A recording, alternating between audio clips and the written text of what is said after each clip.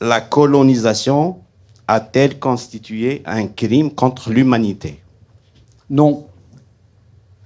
1830. La France voulait-elle vraiment conquérir l'Algérie? Non, c'est un peu le hasard.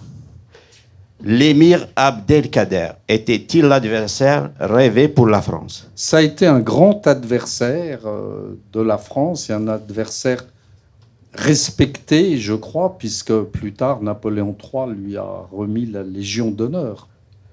Le royaume arabe de Napoléon III, pouvez-vous nous parler un petit peu de ça? C'est une étape très importante dans l'histoire, une histoire très méconnue de la France en Algérie.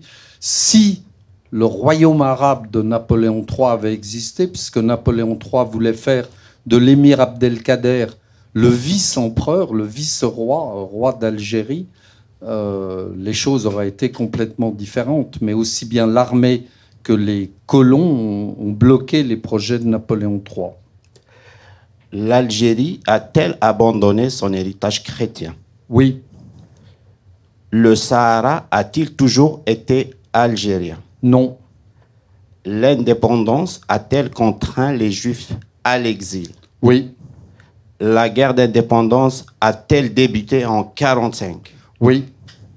Les chefs historiques du FLN ont-ils tous connu un destin tragique? Oui, je vous renvoie au dernier livre de Farid Alilat. Excellent livre, du reste. Merci. Les intellectuels français ont-ils joué un rôle décisif entre 1954 et 1962? Oui. De Gaulle a-t-il compris l'Algérie? Non.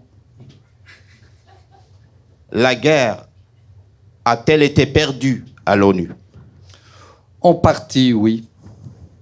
La France et le FLN ont-ils bien négocié à Évian? Vu les circonstances, oui, mais le problème, c'est que le GPRA a été ensuite écarté en juillet 62. En juillet 62, l'Algérie indépendante a-t-elle frôlé la guerre civile? Oui. Les Harkis ont-ils été sacrifiés par la France? Oui, et par l'Algérie. La décennie noire, 92-2002, a-t-elle été une guerre civile? Oui. Bouteflika incarnait-il le système dans toute son ampleur? Oui. L'Algérie est la mauvaise conscience de la France? Oui.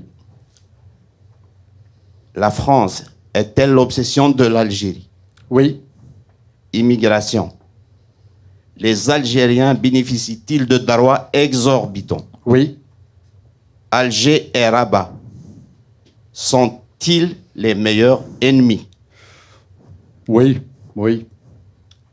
Les Kabyles sont-ils une population à part?